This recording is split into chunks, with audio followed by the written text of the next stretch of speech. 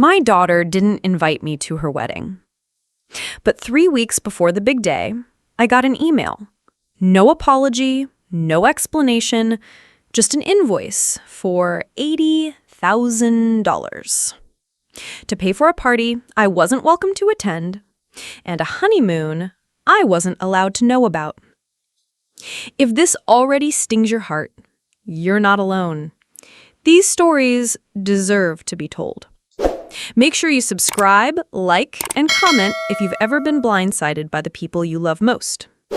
Now let me tell you how everything in my life unraveled and how I stitched it all back, thread by thread, with revenge that still makes me smile. My name is Karen Dwyer. I'm 65 years old, a nurse practitioner from Knoxville, Tennessee, and up until about 6 months ago, I thought I was a decent mother. Not perfect, not saintly, but solid. I raised my daughter, Emily, mostly on my own. Her father disappeared into the arms of a newer, shinier woman when Emily was just 6. And I didn't get bitter. I worked. I pushed. I sacrificed. I was there at every piano recital, every science fair, every scraped knee and broken heart. And somehow in the end, that still wasn't enough. I always thought Emily and I had a bond. Not always easy, sure, but one forged by fire. After the divorce, I took extra shifts at the hospital just to keep the lights on and her in a decent school.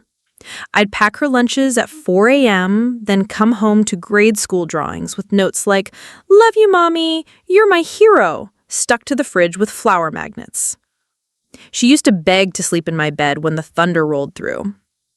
We made popcorn and watched reruns of Gilmore Girls on the little TV in our bedroom. But somewhere along the way, those things stopped. Not suddenly, not dramatically, just slowly. Like a leak in the ceiling you don't notice until your socks are wet. By the time Emily hit high school, everything changed. She didn't want to be seen with me at the mall. She rolled her eyes when I hugged her in front of her friends. She had started talking about how poor we were, even though I was working overtime just to give her a halfway decent life. In college, I had to beg her to even apply for scholarships. She was so fixated on going to some elite school out of state, as if the University of Tennessee wasn't good enough for her. She ended up getting into Emory University in Atlanta, one of the top programs in the Southeast. I was proud, I won't lie. But that pride quickly got tangled in resentment. The tuition was steep, and though she got some grants, guess who made up the difference? The first time she came home from Emory, her accent had already started to change. Gone was the soft Southern twang she grew up with, replaced with this weird forced neutrality, like she was trying to scrub Tennessee out of her mouth. I remember cooking her favorite meal, chicken and dumplings with sweet tea, and she barely touched it.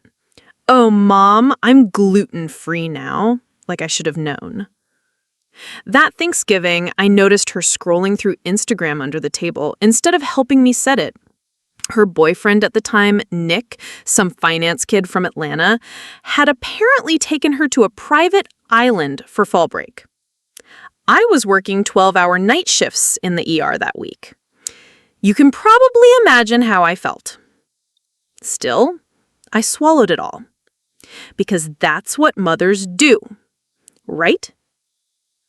When she graduated, I sent her a handwritten letter. I poured my heart into that note, telling her how proud I was, how I hoped she'd chase her dreams, how I'd always be here. She never responded. Not even a thank you text. So, when I heard she got engaged through a Facebook post, I shouldn't have been shocked. It was a photo of her and Ryan on a boat, holding champagne flutes, sun dripping off their skin. Her caption read, "I said yes to forever. Engaged. Future Mrs. Whitaker. Best day ever." No tag for me. No phone call. Just the cold glow of my iPhone at 2 a.m. and a heart that started to pound for all the wrong reasons. I sat on the edge of my bed for a long time that night, clutching my robe bath. I remember staring out the window at the empty driveway, wondering when I became a stranger in my own child's life. I tried to tell myself it wasn't personal, that maybe she was just distracted. But then came Christmas. She didn't visit, didn't even send a card. Instead, she posted pictures from Aspen, skiing, sipping hot cocoa with Ryan and his very well-dressed family. I scrolled through the pictures while reheating leftovers alone in my kitchen. The next time I saw her in person was at a bridal expo in Nashville. I had no idea she'd be there. I went with a coworker who was planning her own wedding. I spotted Emily across the room, laughing with a woman I later found out was Ryan's mother. When she saw me, her smile froze, like she'd been caught doing something dirty. "Mom," she said, stepping away awkwardly, "what are you doing here?" Her tone was razor thin. I wanted to hug her. I wanted to say, "You didn't tell me you were coming," but instead I said something pitiful like, "Just here for a friend." And then she just nodded. No warmth, no invitation. Just turned back to the other woman as if I was some old PTA mom who didn't know when to leave. That was in February. By mid-April, I still hadn't received an invitation. No save the date, no call, no mention. Just more posts about fittings, bachelorette weekends in Charleston, and spa retreats with the girls. I started to wonder if she was actually going to go through with it without me there. But then, on May 3rd, I got an email. Subject line, "Wedding logistics." At first, my heart fluttered. Maybe she was finally ready to include me. Maybe all those years, all those sleepless nights and single mom breakdowns were about to be acknowledged. I opened the email. Here's what it said. "Hi, Mom. Hope you're well. We finalized the wedding arrangements.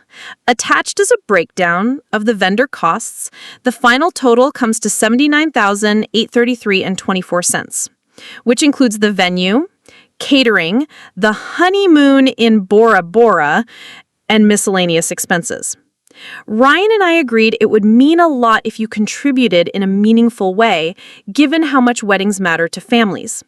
Please send the funds by May 15th so we can clear everything with the vendors. Thanks in advance. Emily Dwyer." I stared at the screen for a full minute, mouth slightly open, hand trembling over the trackpad. $80,000. $80,000. I made just under $92,000 last year, and that was working back-to-back holidays. And she wanted me to empty everything I had into a wedding I wasn't even welcome at? Something inside me snapped. This wasn't just neglect. It was disrespect. It was erasure. And suddenly, all those memories, the macaroni art on the fridge, the late nights at the ER, the shoes I never bought for myself so she could have her prom dress, they all felt like ashes in my mouth. But I didn't scream. I didn't even cry. I got quiet. So quiet, it scared me. And then slowly, I started to plan. Because if my daughter wanted to treat me like a ghost, she was about to find out what happens when ghosts come back to haunt you. When I was younger, I thought heartbreak was loud. I thought it looked like someone screaming in the rain or crumbling to their knees in a hallway. But that's not how it happens, at least not for me. Heartbreak, real heartbreak, is quiet. It's the silence after reading a message that knocks the wind out of you. It's sitting at your kitchen table at 2 a.m. with your coffee cold, your hands folded neatly, and a look in your eyes that no one sees because you're finally too tired to cry. That's where I was the night after Emily's email. Not angry, not broken, just finished. And when something inside you finishes, you don't beg, you build. The next morning, I woke up early. Earlier than usual, even for me. I made a pot of strong black coffee, none of that almond milk, vanilla latte mess Emily drank now. I sat down at my old, scratched-up dining table and opened my laptop again. And I read that email one more time, word by word. I studied it like a body on my ER table. Every sentence told me something, not just about her, but about what I had allowed. All these years, I had let her carve me out of her life inch by inch, and I'd smiled through it, handed her my heart, and said, "Here, sweetheart, step on this next." But this $80,000 demand, this was the final stomp. I didn't reply to the email. Not right away. Instead, I opened a notebook and wrote down 3 words. Make her notice. Not hurt her, not get even, just make her notice. Let me be very clear. I wasn't about to play the victim. I didn't raise my daughter to believe in fairy tales, so I sure as hell wasn't going to act like the wicked stepmother now. No. If she wanted to act like she was some kind of self-made debutante, then she was about to learn what happens when you try to host a luxury wedding without understanding how real women survive. Because I've lived on ramen and saltines. I've pawned jewelry to pay for textbooks. I've worked 3 12-hour shifts back-to-back in blood-soaked scrubs. And I didn't do all that just to be reduced to a bank account she could summon at will. I waited 2 days before responding. Just enough time to make her sweat. On day 3, I replied with a short message. "Hi, Emily. Got your email. I'd like to go over the numbers in person before sending anything. Let me know when you're available. Thanks, Mom." She replied in 6 minutes. Faster than any text I'd gotten in years. "Hey, sure. How about Saturday brunch? There's a place near my apartment in Midtown Atlanta called Fig and Fern. Really cute. Let me know." Of course. Midtown. Trendy. Overpriced. Completely detached from the life she grew up with. But I agreed, because it was time for me to step into her world just long enough to plant a little seed. I wore my nicest blouse. Navy blue silk with pearl buttons, the one I usually save for church or the funerals of people who actually mattered to me. The restaurant was just as pretentious as I expected. Tiny succulents on every table, $18 avocado toast, a server named Skylar with a man bun and a single gold earring. I arrived 10 minutes early. She was 20 minutes late. When Emily finally floated in, she looked like she belonged on the cover of some lifestyle magazine. Sleek ponytail, white blazer, nails perfectly done. I stood up to hug her. She hugged me back, loosely, like it might wrinkle her jacket. "Mom, you look so professional," she said with a bright smile, like she was complimenting a coworker, not greeting her own mother. I didn't respond, just smiled back and sat down. We ordered. She got lemon ricotta pancakes with a lavender latte. I got black coffee and fruit. I wasn't there to eat. "So," she said, flipping her hair behind her shoulder, "what did you think about the budget?" I pulled the printed spreadsheet from my purse and laid it on the table. "I think I need some clarity, especially about this line item, $12,000 for floral ambiance." She laughed. "Oh, that's just the floral designer. You wouldn't believe how magical her setups are. Ryan's mom actually suggested her. She did a senator's daughter's wedding last year." I nodded slowly. "And the honeymoon? Bora Bora? First-class tickets?" She gave a tiny shrug. "We just want to do it right, Mom. It's once in a lifetime." I sipped my coffee, and then I asked it. "So, am I invited?" She froze. Her smile faltered just for a second, then came back too fast, too bright. "Mom, look, it's not personal. It's just, Ryan's family is very curated, very private. His mom, she's particular about the guest list. She wants everything to be clean and aesthetic. I stared at her.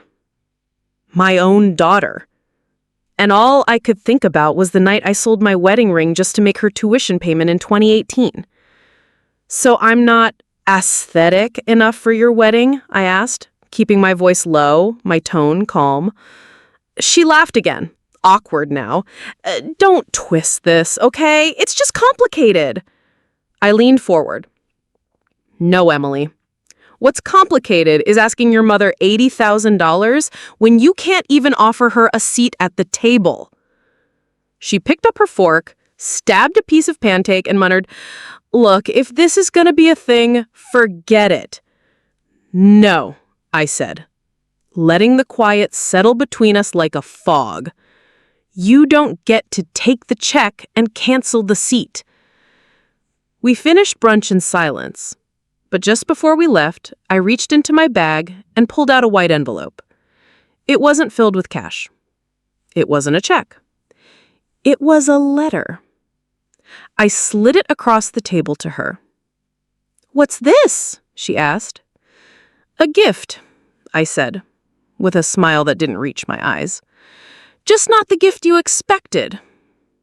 That letter was step 1. Inside, I'd written my conditions.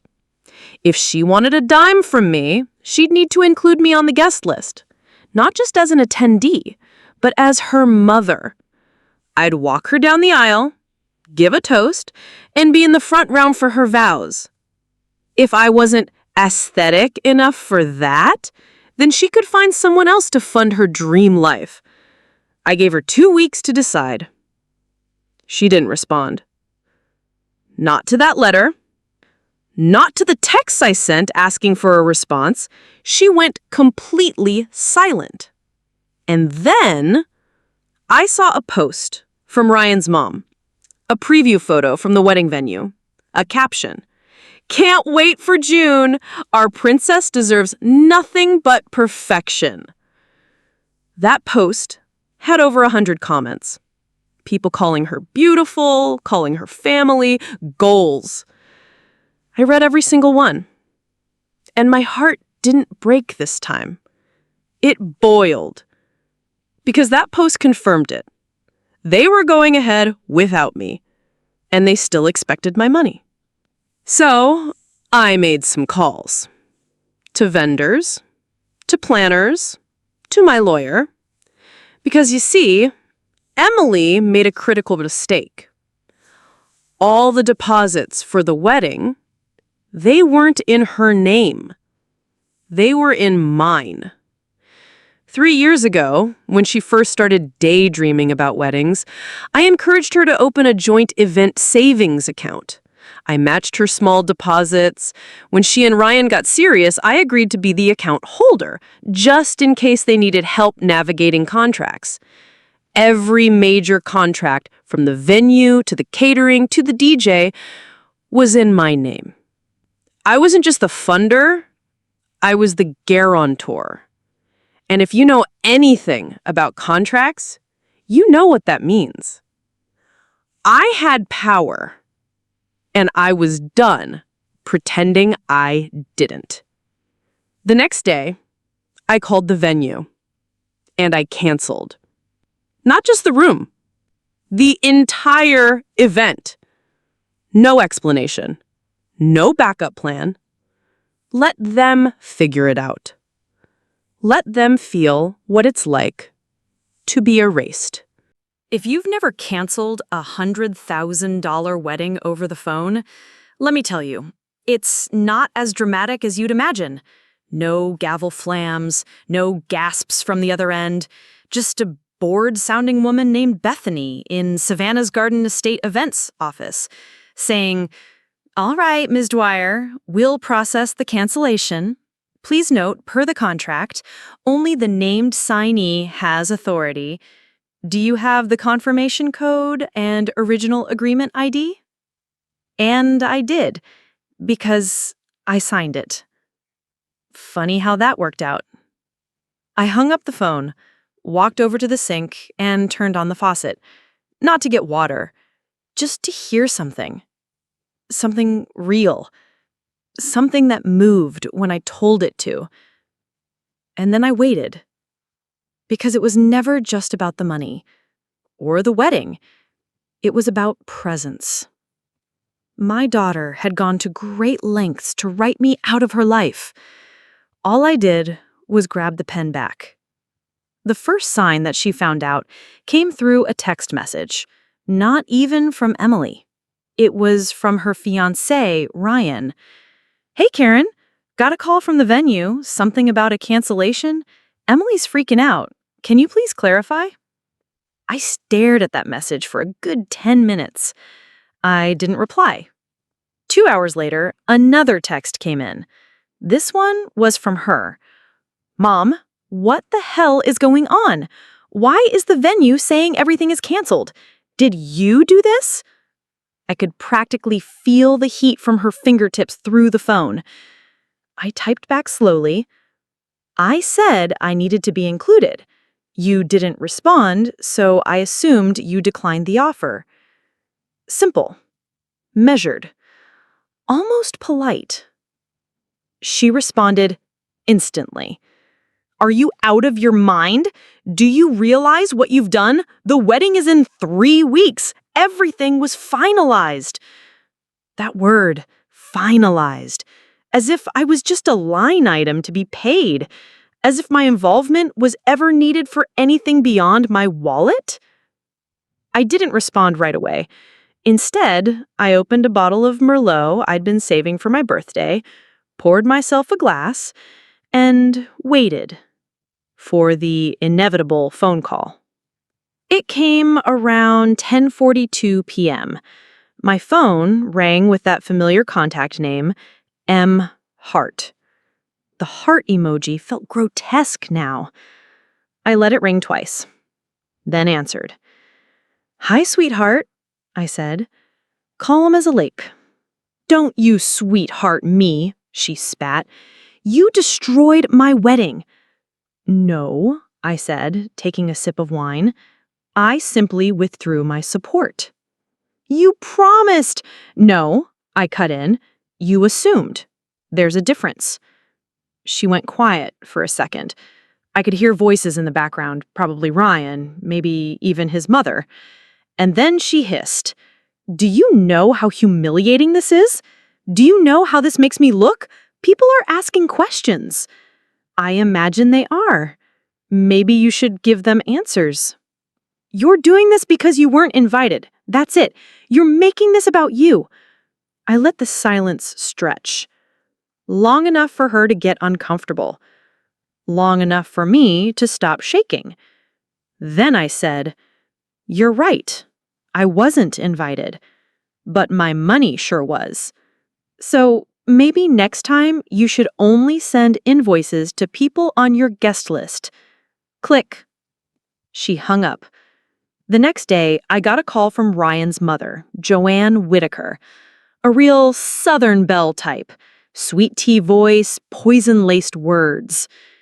"Karen, I was hoping we could talk, woman to woman."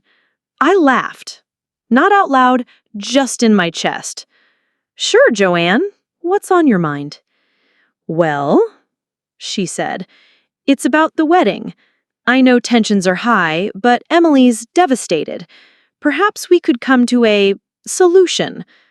I waited. She continued, "I understand you had concerns about your role, and I can assure you, we always intended to include you in some way. Maybe a seat near the front, maybe a short toast." A short toast. Wow, such generosity. I cleared my throat. "Joanne, let me be very clear. I don't want a consolation prize. I raised that girl alone. Every birthday, every hospital visit, every tear and tantrum, that was me. Not you, not Ryan, not anyone else in that curated little life of hers." She shifted tone quickly. "You're being unreasonable." No, I said. I'm being seen. And I hung up. That week, the fallout exploded. First, there were whispers in our church circle. Then the hospital staff started asking questions. Even my neighbors, sweet old Mrs. Kelman across the street, asked, "Is everything all right with Emily? I heard there's been some disruption." Apparently, Joanne and her wine club friends had started spinning a story that I was emotionally unstable, that I'd snapped and sabotaged the wedding out of spite. But here's the funny thing about narratives. They unravel quickly when they come up against the truth. And I had receipts. Literal receipts. Screenshots, emails, voice notes, bank records. So I did what any savvy, deeply insulted mother would do. I posted one single message to Facebook. Just a paragraph. Just enough. After months of being excluded from my daughter's wedding plans, despite having funded a majority of the costs, I've chosen to remove my financial support. I wish her all the best, but I won't continue to invest in a celebration where I've been deliberately erased. I hope all mothers reading this remember, your worth is not measured by how much you're allowed to give. I didn't tag anyone, didn't use a photo, didn't name names. But by morning, the post had 382 likes, 47 shares, and more comments than I could count. Women, mothers, from my town, from old schools, from places I hadn't been in decades, all pouring in support. Good for you. Wish I had done the same. You did the right thing. But it wasn't just digital applause. 3 days later, I got a call from Lisa, the wedding planner. A woman I barely knew, but one who had clearly been thrown into the fire. "Ms. Dwyer, I'm calling because I've been asked to help salvage things. Emily and Ryan are looking into alternative venues and expedited bookings, but there's one problem." "What's that?" "Well," she said, clearing her throat, "they're requesting your assistance with that?" The audacity. I said nothing for a beat. Then I replied, "Lisa, I think they need to start requesting things from their actual family. I'm no longer involved." "Understood," she said quietly. By the second week, I'd stopped hearing from Emily altogether. No calls, no texts, nothing. Which is why what happened next nearly broke me. It was a Tuesday night. Rain was tapping at the windows, soft and rhythmic. I had just finished folding laundry when I heard a knock. Not the doorbell. A knock. Gentle. Hesitant. Human. I opened the door. And there she was. Soaked through. Hair clinging to her face. Mascara smeared. "Hi," she said, barely above a whisper. I stood still. Every emotion collided inside me. Rage, guilt, relief, love, confusion. She looked down. I had nowhere else to go. And that's when she said it.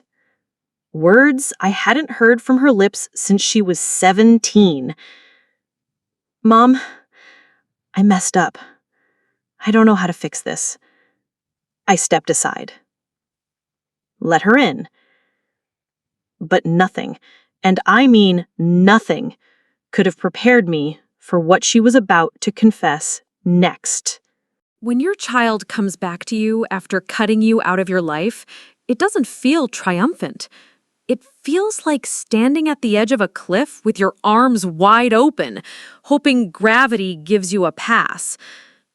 That night, when I let Emily into my home, I wasn't thinking about revenge anymore. I wasn't thinking about canceled venues, floral invoices, or $80,000 betrayals. I was thinking about the wet sneakers squeaking on my hardwood floor, the way her shoulders slumped, like the weight of her world had finally caved in, the smallness in her voice when she said, "Mom, I don't know how to fix this." She stood there in the foyer for a minute, dripping rain on the rug. I motioned toward the living room without saying a word. She walked in slowly, sat on the couch, the same floral couch she used to build pillow forts on when she was little, and stared at the blank TV screen like it might say something for her. I grabbed a towel and handed it to her. She took it, but didn't use it. For a while, neither of us spoke. The room filled with the kind of silence that makes your ears ring. Finally, I asked the only thing I could manage. "Do you want tea?" She nodded. So I made 2 mugs of chamomile, just like I used to when she had nightmares as a child, and brought them back. I sat in my old recliner across from her, mug in hand, knees stiff, and then she broke. "I screwed it all up," she whispered, eyes still fixed on the blank screen. I didn't answer. I just waited. She looked down at her mug and whispered again, "You were right. About all of it." At first, I didn't know what she meant. Was this about the wedding? About cutting me out? About the money? But then she started unraveling. And with every word, my heart cracked in ways I didn't know it still could. "It wasn't supposed to be this way," she said, voice shaky. "Ryan, he wanted the perfect wedding. His mom did too. They told me I needed to elevate my image, whatever that means. That you didn't really fit the vision." She sniffled. "I didn't even get to design most of it. They had a planner before I even got engaged. It was more about their status, their circle, not about us." That stung more than I thought it would. "So, you excluded me to make them comfortable?" I asked, not accusatory, just tired. She looked at me then, really looked at me. Her eyes were puffy, her mascara ran down her cheeks like war paint. I thought if I just went along with it, it would work out, that they'd grow to like me, that maybe, if the wedding was perfect, they'd finally accept me. There it was. That same voice, that same desperation I'd seen in her when she was 14 years old, trying to fit in with the richer girls at summer camp. That same ache for approval from people who never gave a damn. She took a shaky breath. "They weren't just pressuring me about you," she whispered. "There's more." She pulled her phone out of her purse, tapped it a few times, and held it out to me. It was a video. Just audio, mostly. Her voice, Ryan's voice, a quiet, crackling tension between them. I hit play. "Ryan, I'm not comfortable with this."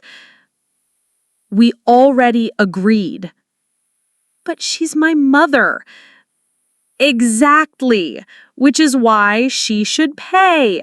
She owes you. After all that single mom sob story stuff, it's time she shows up." "You don't get to decide that." "Don't act like you're not benefiting from it. Your mom's money is why this wedding is even happening."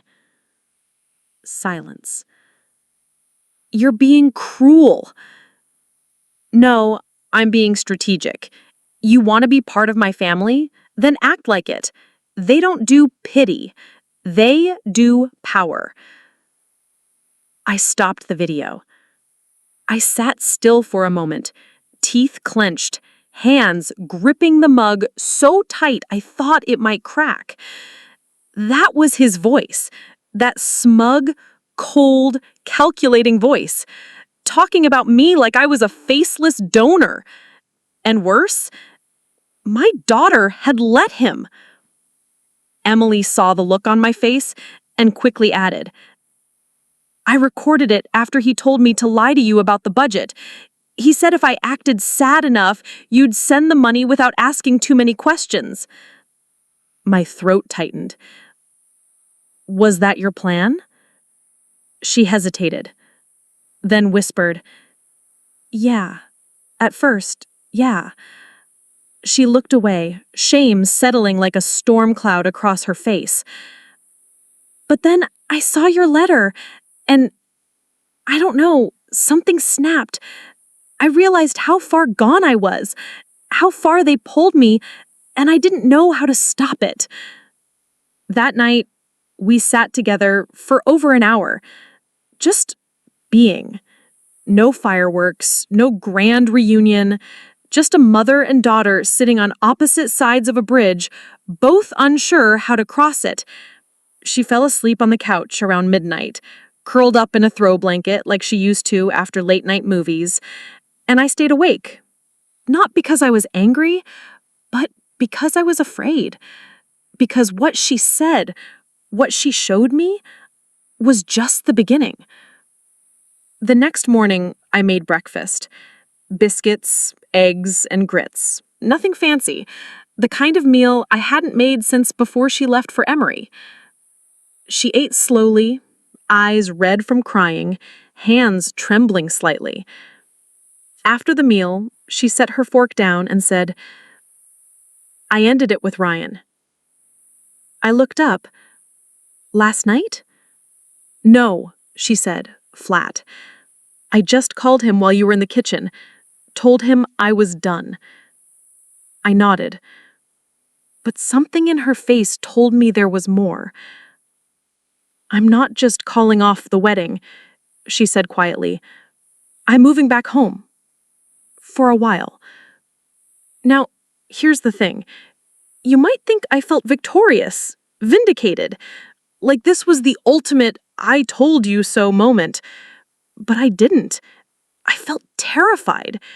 Because sometimes when people finally come home, it's because they have nowhere else left to go. What about your job? I asked. She hesitated. I lost it, she whispered. 2 weeks ago. I didn't tell anyone. Ryan said it would ruin the optics of the wedding, so I lied.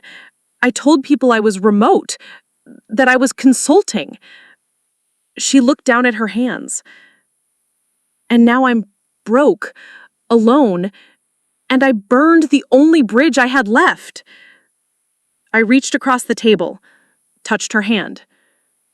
Not the only one, I said. She started to cry again, softer this time, but something about it felt freer, like she was finally letting herself be small again. We spent the next few days in a quiet rhythm. She helped me around the house, did the laundry, cleaned out her old room. She even baked cookies one night, burned half of them, but we laughed anyway. It wasn't perfect. It was still fragile, but it was ours. I thought that was it, that the worst was over, until the envelope came. 3 days later, no return address, just a thick cream envelope sealed in wax. Inside was a letter, handwritten, elegant cursive. It was from Joanne Whitaker. And it wasn't a plea for reconciliation. It was a threat. Karen. I had hoped this wouldn't be necessary. But due to the damages incurred, financial and reputational, we will be pursuing legal compensation. Your sudden cancellation of services has created irreparable harm to both my family and our standing. Consider this your formal notice. Joanne. I read the letter twice. Then I handed it to Emily. She read it. face turning pale. "They're suing you?" she whispered. I looked at her. "No, honey," I said softly. "They're coming for us."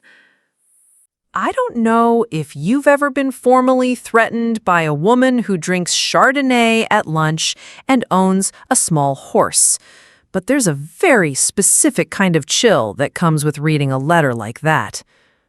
It wasn't about the money. It never was. Joanne's letter wasn't a warning. It was a message. We decide who belongs in this family. You were never invited. Emily sat frozen beside me, her fingers still gripping the edge of the envelope like it might bite her if she let go. "They can't actually sue you, can they?"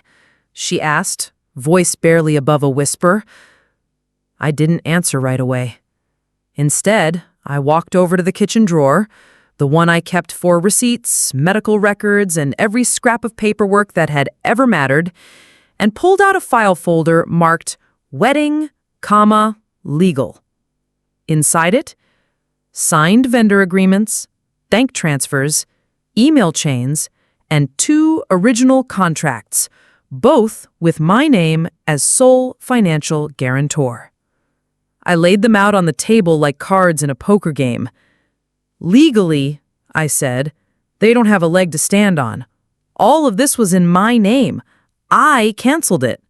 Not out of malice, not to cause harm, but because I withdrew financial support, which I'm entitled to do."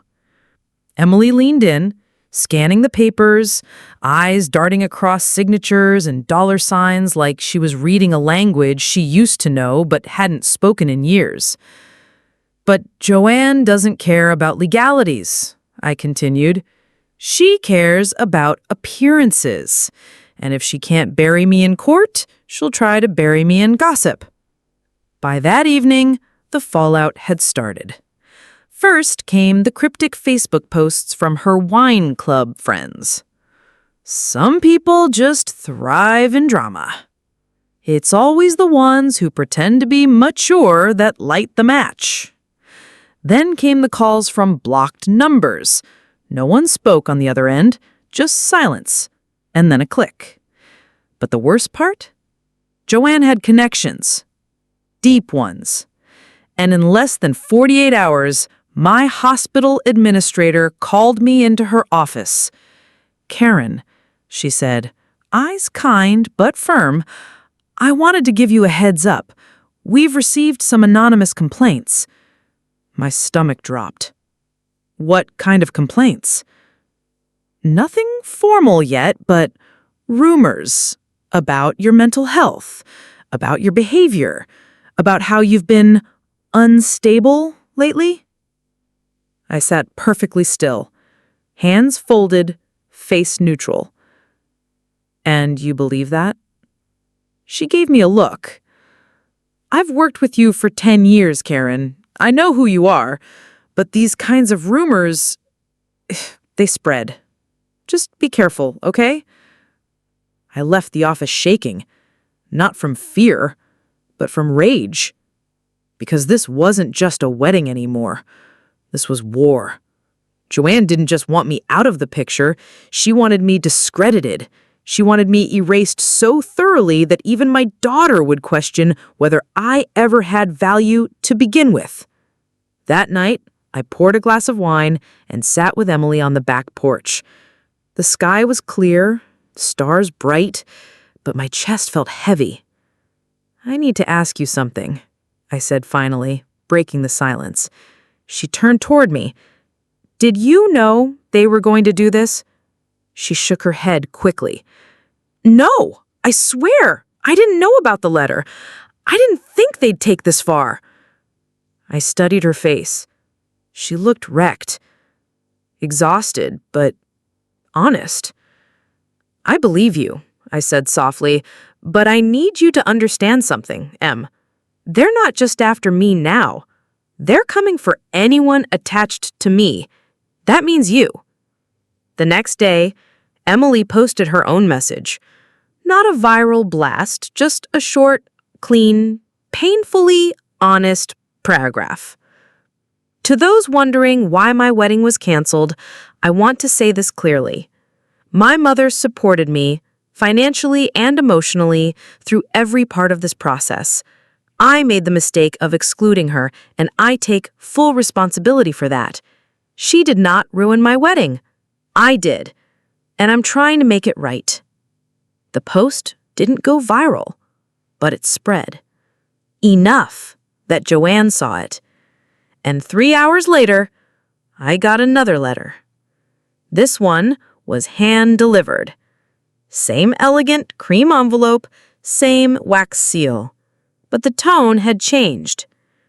Karen, I see now that Emily has chosen to air private family matters publicly. While I find that distasteful, I suppose I should have expected it given the nature of her upbringing. Let me offer a compromise. If you issue a formal apology to our family for the embarrassment caused and provide documentation that the venue withdrawal was your decision alone, we will consider letting this matter rest. Otherwise, we will proceed with formal action. End quote, Joanne Whitaker. Embarrassment? I whispered to myself, holding the letter with shaking fingers. That's what she was calling it now? Not manipulation, not coercion, not exclusion. Embarrassment. I looked over at Emily. She'd just come in from the grocery store, still in sweatpants, hair up in a messy bun. "Mom," she said, seeing my face, "what happened?" I handed her the letter. She read it, and for the first time since this whole mess started, she got angry. "I can't believe her," she snapped, pacing the living room. "I can't believe I ever thought I could impress that woman. I was never going to be enough for her." I stood up, slow and steady. "You're not supposed to be," I said. "You were supposed to be enough for you. That's where they broke you." Emily didn't speak for a moment. Then she walked over, wrapped her arms around me, and whispered, "I want to fight this with you." And in that moment, I realized the girl I raised was still in there, buried under years of performative perfection, but still there. We got to work. We gathered every document. We wrote a formal response, co-signed by me and Emily, refusing the apology demand and outlining the financial records that supported every action I had taken. We sent it certified mail, signature required.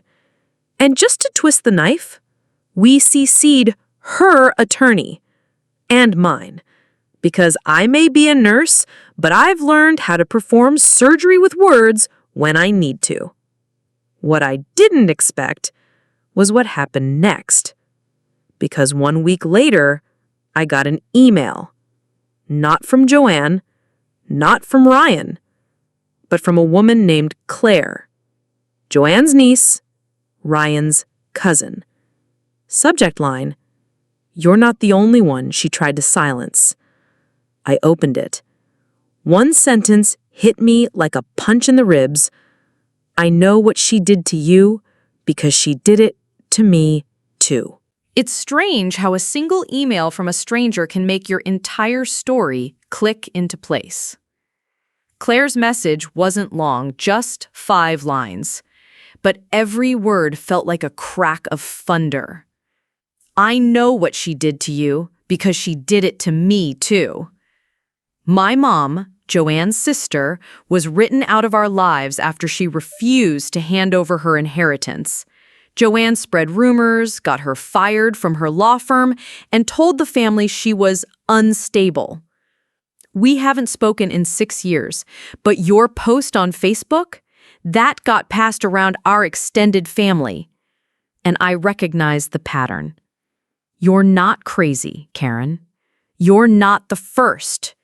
You just finally said no. I must have read it 10 times.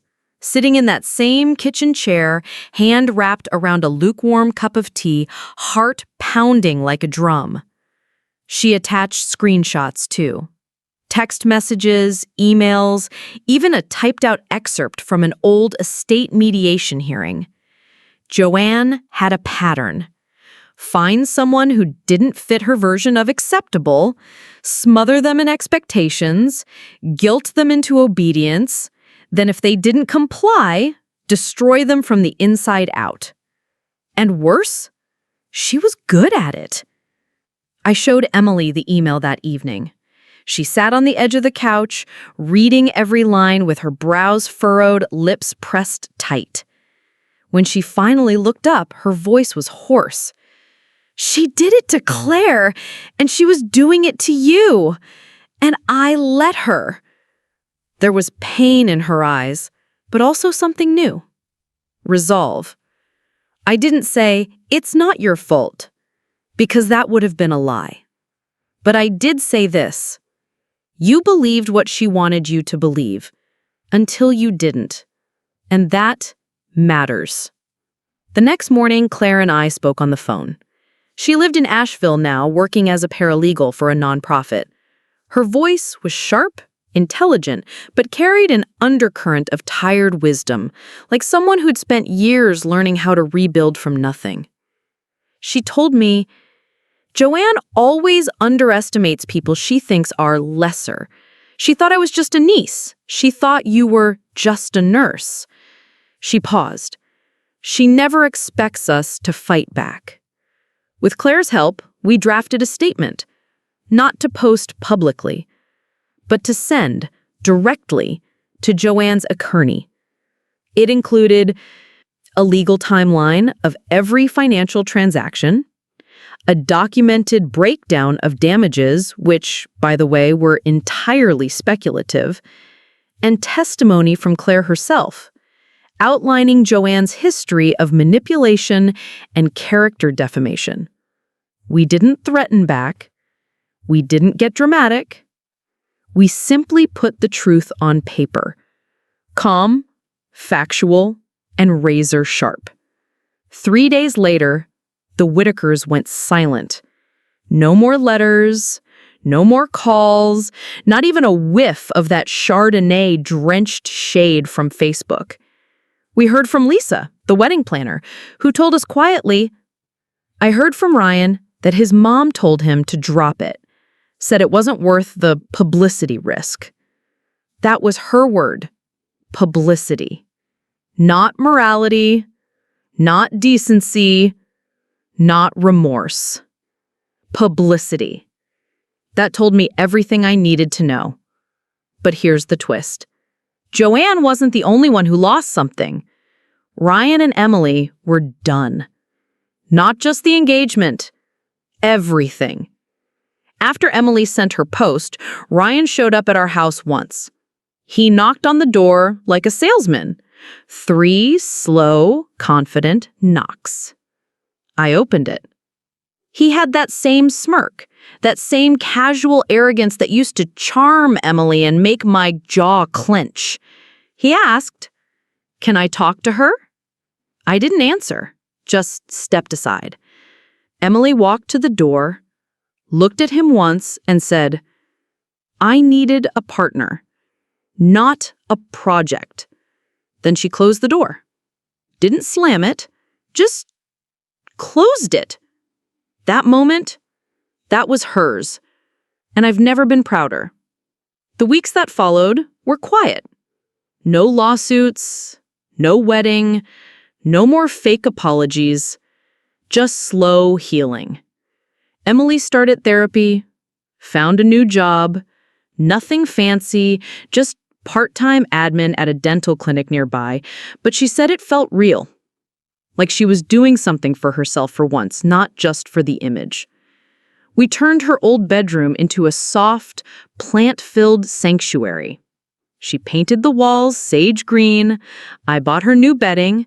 We watched bad cooking shows together every Thursday night, and she even started calling me Mama again, like she did before the world told her she needed to outgrow softness. As for me, I stopped waiting to be invited to things. I started inviting myself to joy, to peace, to life. I joined a local book club. I finally took that solo trip to New Mexico I'd always dreamed about. And at the age of 54, I applied to a master's program in nursing leadership. Because screw it, why not now? There's this lie that says mothers are supposed to give until there's nothing left. But what no one tells you is that daughters watch us while we do it. They learn our exhaustion. They inherit our silence. And if we're not careful, they end up thinking love is supposed to hurt. That's what I changed. Not just for me, but for her. For both of us. People still talk sometimes. There are those who whisper about the nurse who canceled her own daughter's wedding.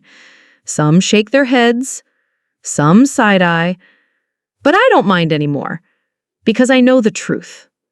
And more importantly, she does too. We never did reschedule a wedding. Emily says she's not sure if she ever wants one again. If I do it, she told me once, sitting on the porch with a cup of mint tea in hand, it's going to be small, real, and you're going to walk me down the aisle. I smiled. No invoice required, I said. She laughed, but I saw the tears in her eyes. And so here I am now. No lawsuit, no wedding, no war. Just a woman who finally remembered her worth. A daughter who found her way home. And a life that, while not perfect, is finally mine again. Sometimes the hardest part of healing is realizing you were never the problem to begin with. Thanks for watching. Sometimes the best revenge isn't loud. It isn't dramatic. It's quietly taking your power back piece by piece until they realize you were never the weak one.